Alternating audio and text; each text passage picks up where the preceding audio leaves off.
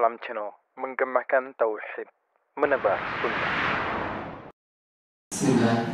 Assalamualaikum warahmatullahi wabarakatuh. Innal hamdalillah nahmaduhu wa nasta'inuhu wa nastaghfiruh wa na'udzu billahi min shururi anfusina wa min sayyiati a'malina. May yahdihillahu fala mudilla lahu wa may yudlil fala hadiya lahu. Asyhadu an la ilaha illallah wahdahu la syarika lahu wa asyhadu anna Muhammadan abduhu wa rasuluh sallallahu alaihi wa ala alihi wa sahbihi wa sallam tasliman katsiran. Amma ba'd, fa inna asdaqal hadithi kitabullah wa khairal hadi Muhammadin sallallahu alaihi wasallam wa syarrul umuri muhdatsatuha wa kullu muhdatsatin bid'ah. Qala Allah Ta'ala fi kitabihil karim, ya ayyuhalladzina amanu ittaqullaha haqqa tuqatih wa la tamutunna illa wa antum muslimun. Wa qala aidan, ya ayyuhalladzina amanu ittaqullaha wa qulu qawlan sadida yuslih lakum a'malakum wa yaghfir lakum dzunubakum wa man yuti'illaha wa rasulahu faqad faza fawzan 'azima.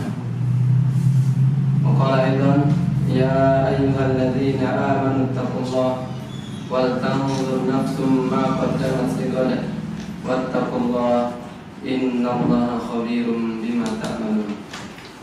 Alhamdulillah, kita bersyukur kepada Allah Subhanahu wa taala atas segala limpahan nikmat, rahmat dan taufiknya, sehingga sampai saat ini Allah Subhanahu wa taala memberikan kita kesehatan, beri kita hidayah, keimanan, sehingga kita bisa kembali melanjutkan aktivitas kita, belajar ilmu agama, sebagaimana disabdakan Rasulullah SAW, talabul ilmi fardhatun 'ala kulli muslimin muslimah. Mudah-mudahan aktivitas kita, kegiatan kita dicatat oleh Allah Subhanahu wa taala sebagai amalan saleh yang akan menjadi pemberat timbangan kita kelak di akhirat. Ikhwati wa akhwati, a'azzani Allah wa iyyakum. Sebelum kita memulai, kemarin ada pertanyaan yang mungkin perlu kita jawab dahulu, takut nanti waktunya habis. Ada pertanyaan berkenaan dengan tolak, dengan cerai, pertanyaan berkaitan dengan cerai atau tolak. Pertanyaan kemarin disampaikan bahwa bagaimana hukumnya seorang suami yang menceraikan istrinya, sedangkan istrinya tidak ada di tempat, artinya dia sendirian. Maka hukumnya ini berlaku ketika seorang suami mengucapkan perkataan dengan niat menceraikan istrinya, ini berlaku, kecuali ada beberapa keadaan, Kalau misalkan istrinya, misalkan suaminya dalam keadaan marah yang sangat, maka sehingga tidak sadar apa yang dia ucapkan, maka apa yang dia ucapkan itu tidak dianggap, Artinya dia seakan-akan tidak mengatakan cerai pada istrinya. Akan tetapi ketika dia dalam keadaan sadar, walaupun dia marah tapi juga masih sadar, mengerti apa yang dia sampaikan, dia niatkan dalam hati untuk memang menceraikan istrinya walaupun dalam keadaan marah, ya, tapi dia memang menyadari itu dan ingin menceraikan istrinya, maka itu berlaku, ya. Maka ya istrinya walaupun keadaannya tidak ada di rumah, tidak langsung bersama dengan suaminya, maka ya tetap istrinya ya sebagai istri yang sudah ditalak, ya, dicerai oleh suaminya. Oke. Adapun tambahan berkaitan dengan mentolak, jika suaminya mentolak istrinya, menceraikan istrinya, ya, dalam kurun waktu, ya, sebelum 3 quru, gitu ya. Quru artinya haid, maka dia boleh kembali dengan istrinya tanpa akad, ya. Akan tetapi ketika melebihi waktu quru, lebih dari 3 kali haid, maka suaminya wajib untuk mengulangi akadnya lagi. Nah, itu syaratnya. Ya, kemudian yang kedua sama seperti itu. Ya, kalau misalkan suaminya menceraikan istrinya, kemudian ya, belum jatuh talak 3, itu masih 2, dan waktunya belum haid yang ketiga, maka boleh suaminya mengajak istrinya kembali tanpa akad. Adapun ketika melebihi 3 quru, ya, maka dia harus akad, ya, kembali. Kemudian ketika talak 3, maka tidak boleh suami langsung mengajak istrinya, tetapi ya, istrinya terlebih dahulu menikah dulu, ya, dengan lelaki lain, baru setelah itu dia cerai, gitu ya. Tapi ini dengan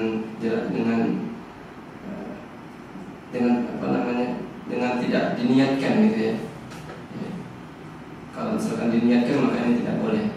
Syarat supaya suami lama bisa menikahi istrinya yang lama, ya, hendaknya istri menikah dulu. Ya, kemudian kalau misalkan keadaannya istrinya sudah cerai, baru boleh, ya, kembali kepada suaminya yang lama.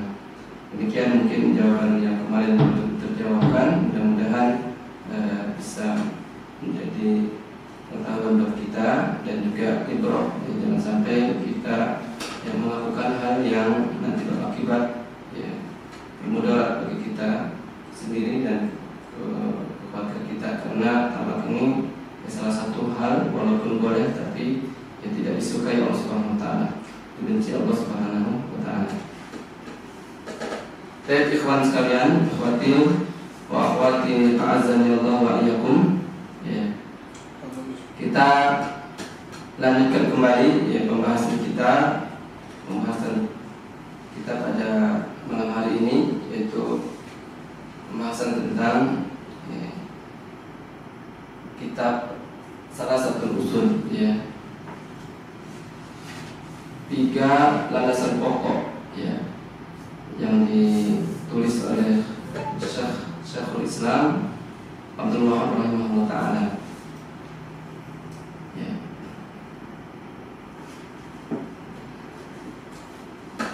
Salah satu usul, ya, seperti yang kemarin kita sampaikan, ini merupakan, ya, sangat penting, gitu. Bahkan beliau tulis dengan menamakan al-usul salasa allati yajibu 'alal insan ma'rifatuha, ya, yang mana 3 usul ini wajib diketahui oleh setiap muslim, ya. Artinya suatu yang wajib, yang harus diketahui, karena ya 3 hal inilah yang nanti akan menentukan, ya, apakah kita termasuk orang yang berbahagia, ya, atau orang yang sengsara, gitu ya. Karena 3 hal inilah yang nanti akan ditanyakan oleh malaikat munkar dan nakir ketika di alam barzakh. Semua manusia akan ditanya, tidak terkecuali, ya. Maka dari itu kita katakan pelajaran kita ini pelajaran yang sangat penting, ya, yang terpenting dari yang penting, ya. Mudah-mudahan ketika kita mempelajari ilmu yang kita pelajari ini, ya, membuahkan, ya, keimanan, membuahkan hasil dengan menambah keimanan kita, yang menjadi iman kita bertambah, dan juga amal soleh kita juga bisa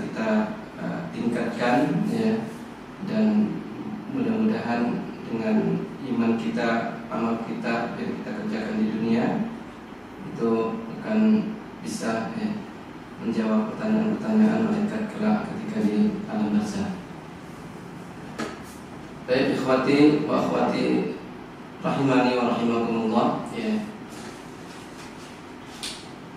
Bukan kemarin kita sudah masuk ke awal atau ke intinya, ya.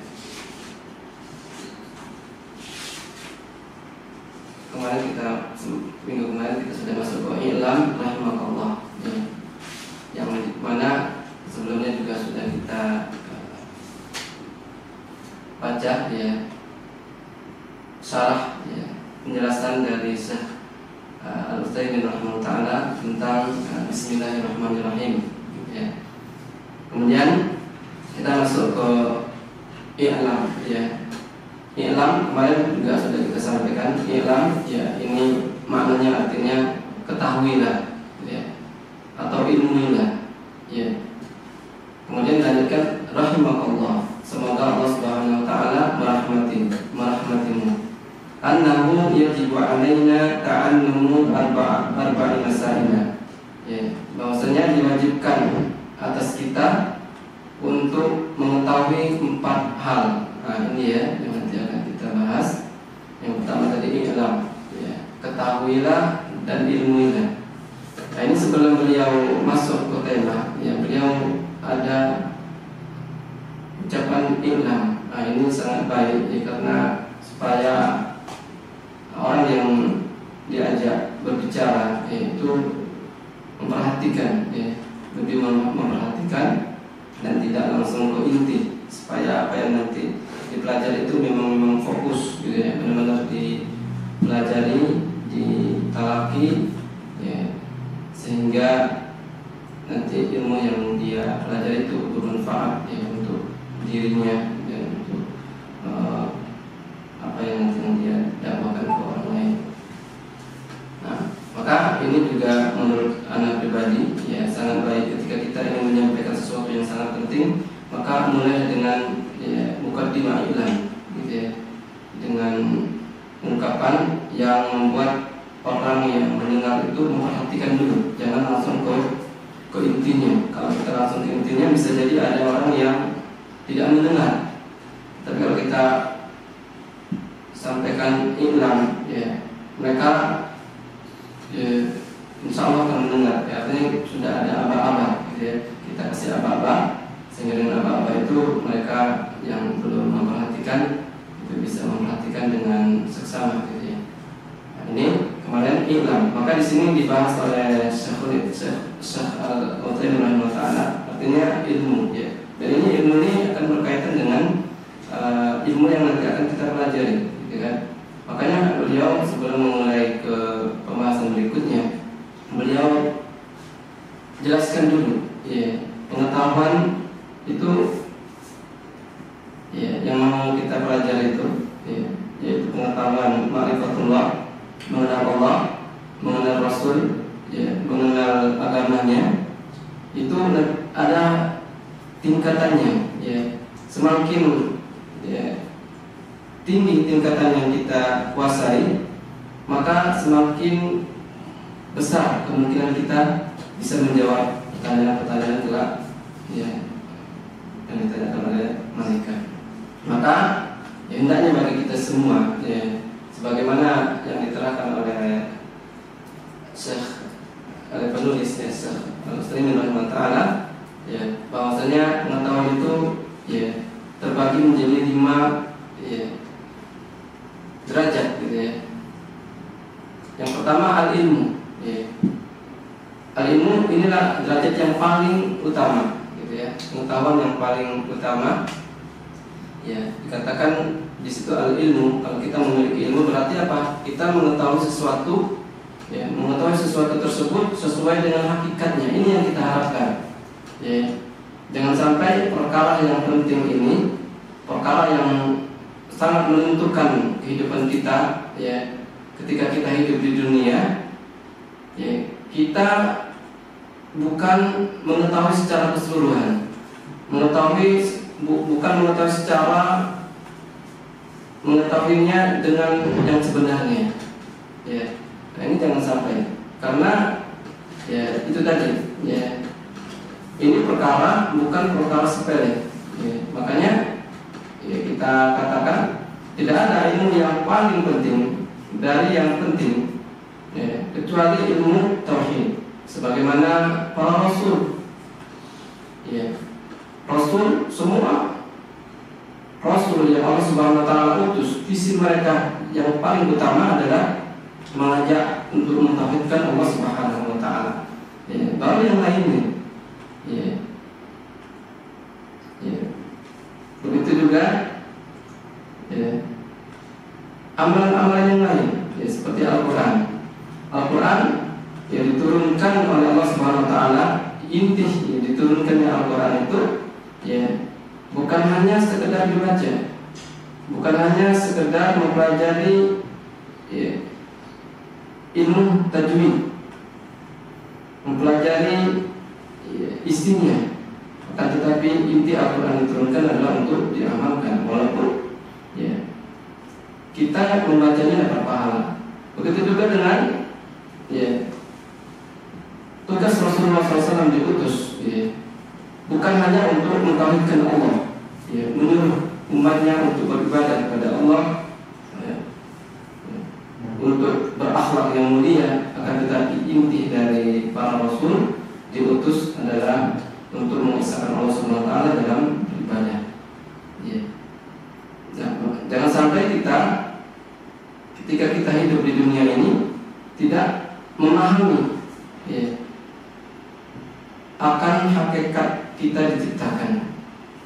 Kita sibuk dengan ibadah, tetapi ujung-ujungnya kita tetap misalkan diazab dalam kubur.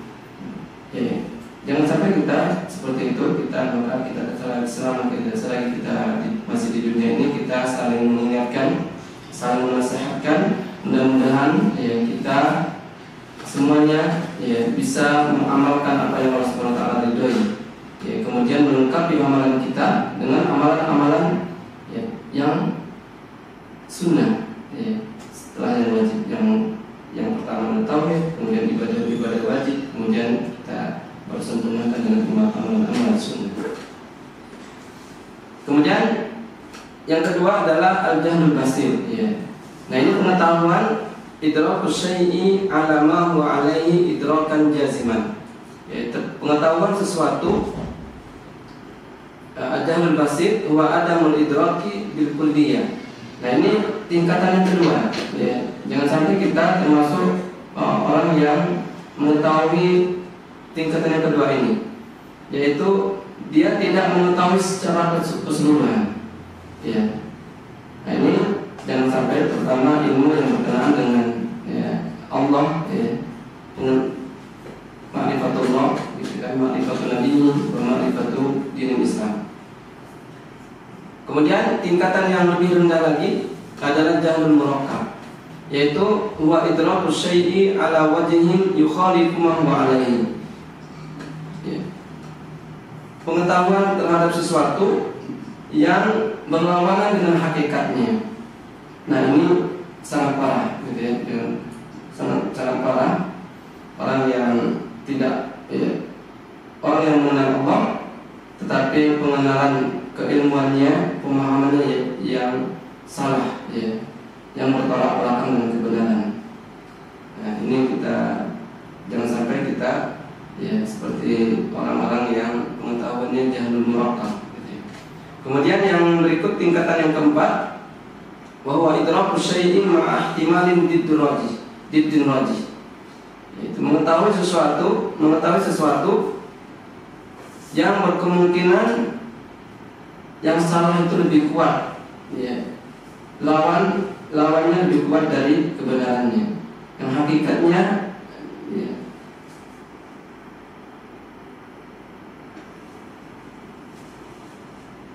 ma'ahdimalin diddiraji, lawannya lebih kuat dari hakikatnya. Nah, ini sama, juga pengetahuan yang tidak baik juga, di bawah jahlul murakkab, yang mana kemungkinan yang salah itu lebih dominan daripada yang benarnya. Kemudian syak, yang kelima, asyak pengetahuan yang dinamakan asyak, yaitu ragu-ragu. Idraku syai'i ma'ihtimalin musawin. Nah, ini setengah-setengah. Ya, dia tahu setengah yang benarnya, yang salahnya juga setengah. Ya, mengetahui setengah-setengah ini juga kurang baik. Kemudian di atas setengah-setengah ada namanya azan, yaitu mengetahui sesuatu ma'ihtimalin diddin marju, yaitu yang berkemungkinan ya, lawannya lebih dominan ya, daripada hakikatnya lebih dominan daripada lawannya. Kemungkinan ya, yang benar lebih dominan daripada yang salahnya. Nah, ini masih mendingan azan. Nah, itu ya berdasarkan pengetahuan ya, yang dibagi oleh Syekh Al-Utsaimin rahimahullah taala. Ya. Dari sini mungkin bisa kita ambil pelajaran. Ya. Artinya pengetahuan itu ada tingkat-tingkatannya. Jangan sampai pengetahuan kita kepada Allah Subhanahu wa taala ya, seperti pengetahuan yang tadi kita sebutkan. Ya, kita berusaha mudah-mudahan pengetahuan kita pengetahuan yang memang sesuai, yang kita ketahui sesuai dengan hakikatnya. Kemudian berikutnya rahimakallah. Ya. Rahimakallah artinya semoga Allah Subhanahu wa taala merahmatimu. Ini juga ya bisa kita ambil pelajaran ya, sebagaimana Syekh rahimahullah taala ya, mendoakan orang yang mau belajar ya, orang yang diajak bicara oleh Syekh ya. Dan ini kebiasaan sampai hari ini orang-orang Arab mendoakan ya, suka mendoakan, saling mendoakan di antara mereka ya. Kadang dengan saat sebelum ya, menyampaikan sesuatu ya, setelah mengucapkan salam ya, mereka ya, sampai hari ini suka saling mendoakan di antara mereka dengan mengatakan rahimakallah ya Allah yahfazuka Allah yahdi wafaqakallah. Nah, ini doa yang sangat bagus sekali ya, karena doa ini sangat bermanfaat ya, bagi kaum muslimin, bagi saudara kaum muslimin, saudaranya untuk mendoakannya ya. Karena doa mukhul ibadah ya, doa itu adalah intisari dari ibadah, silatul mukmin ya, senjatanya orang mukmin. Maka saya mendoakan ya, orang yang diajak berbicara atau orang yang belajar kitab ini, dia doakan semoga ya Allah Subhanahu wa taala merahmatimu. Ya. Artinya afadha alaika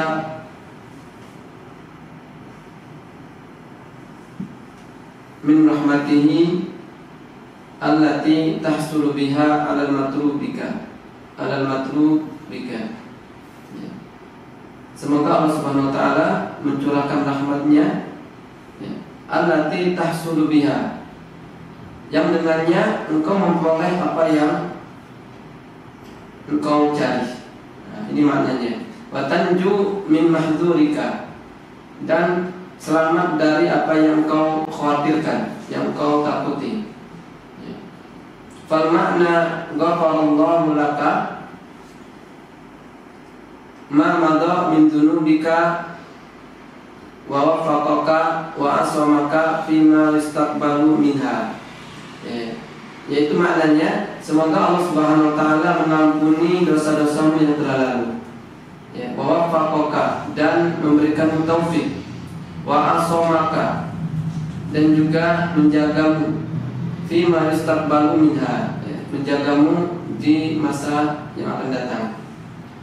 Ini hada ida ridatil rahmah. Ini apabila disebutkan cuma rahmah ya, dipisahkan ya, tidak dibarengi dengan maghfirah. Apabila dibarengi dengan maghfirah, amma idza qurinat bil maghfirah fal maghfirah lima madha min dzunub. Yaitu maknanya pengampunan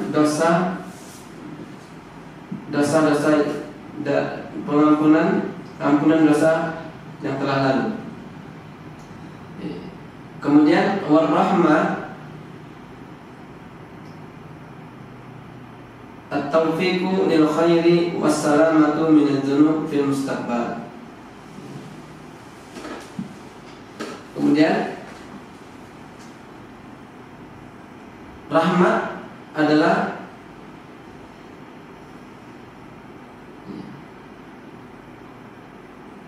at-taufiqu lil khairi wassalamatu minadz dzunub fil mustaqbal.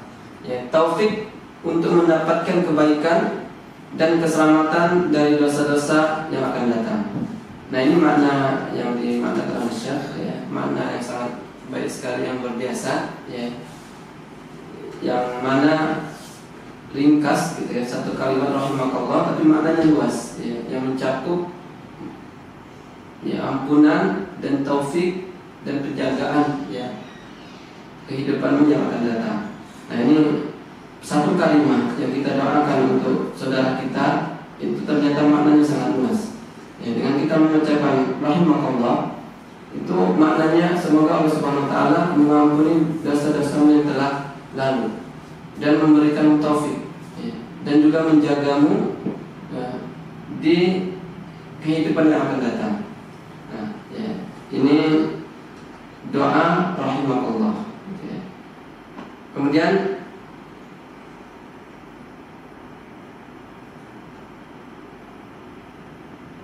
wasani'ul mu'allif rahimahullah ta'ala yadullu ala inayatihi wa syafaqatihi bil mukhatab. Apa yang dilakukan oleh penulis ya, dengan mendoakan orang yang diajak bicara, ini menunjukkan ya, bahwasanya penulis ya, memperhatikan ya, menunjukkan bahwa ini adalah perhatian Syekh ya, terhadap orang yang diajak bicara ya, dan juga kasih sayang beliau ya,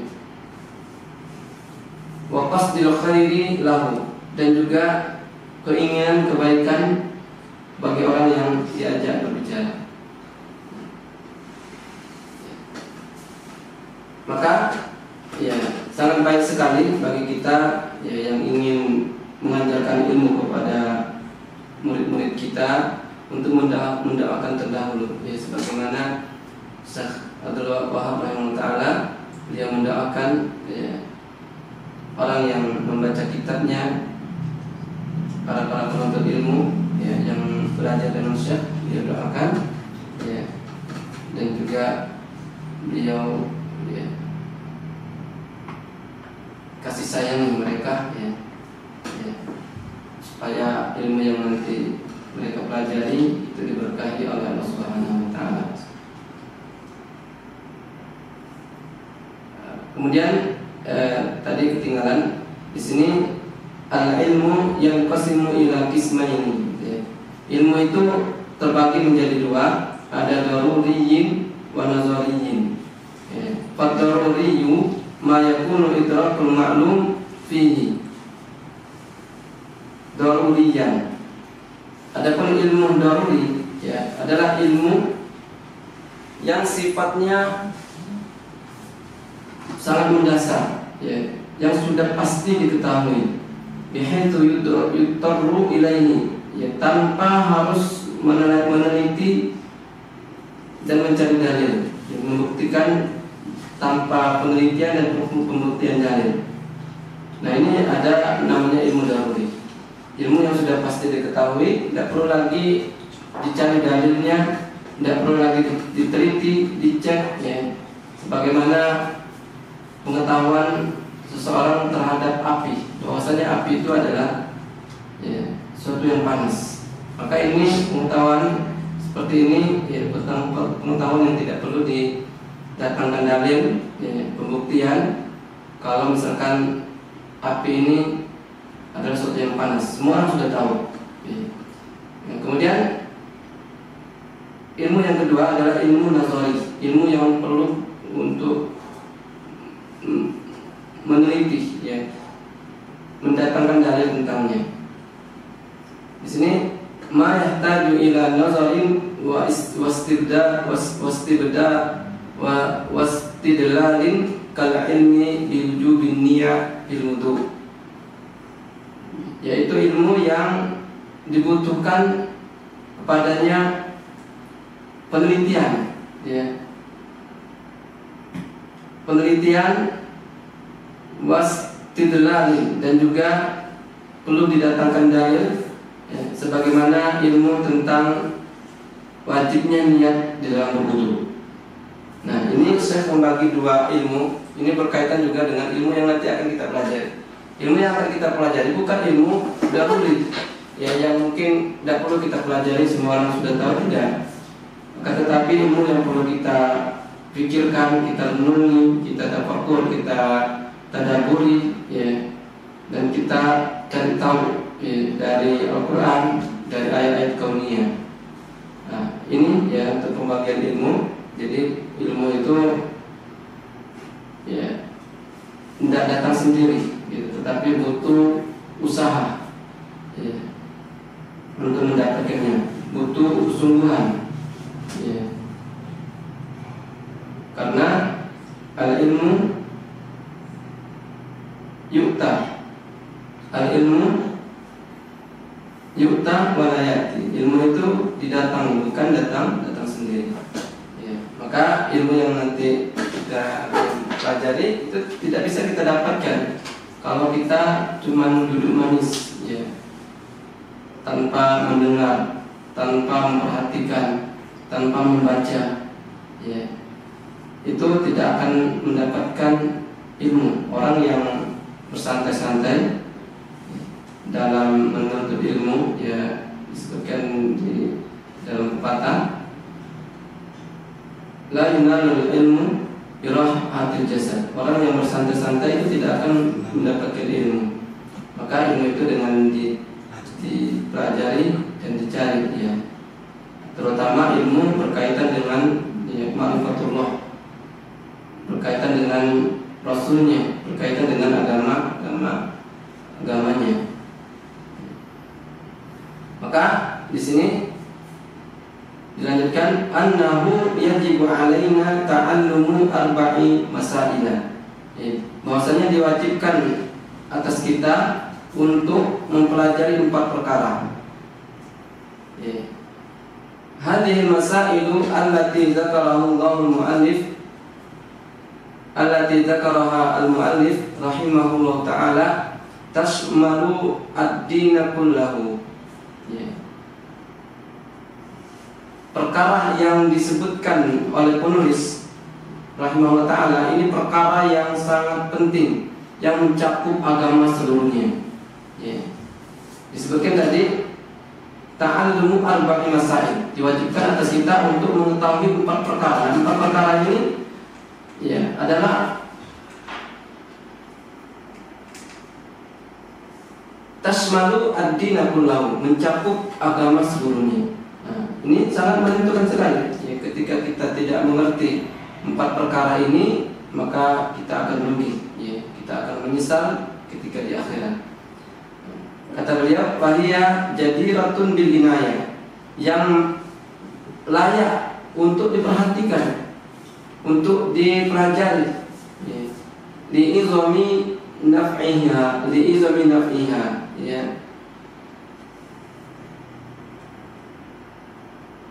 Hendaknya, ya, diperhatikan karena manfaatnya yang sangat agung, yang sangat banyak, ya. Yaitu yang pertama al-ilmu, kita harus mempunyai ilmu, ya, ma'rifatullah, mengetahui, mengenal Allah Subhanahu wa taala, mengenal nabinya, kemudian mengenal agamanya, mempelajari agamanya, ya. Kemudian yang kedua mengamalkannya, dan yang ketiga mendakwakannya, dan yang keempat bersabar. Maka 4 yang disebutkan oleh penulis ini mencakup agama seluruhnya, ya. Ketika ini semuanya kita amalkan, maka insya Allah kita akan selamat, ya, baik ketika di dunia maupun di akhirat, insya Allah. Demikian mungkin yang bisa saya sampaikan pada malam hari ini.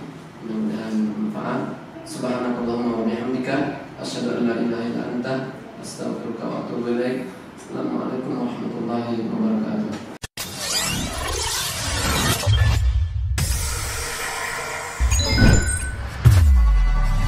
Darussalam Channel menggemakan tauhid, menebar sunnah.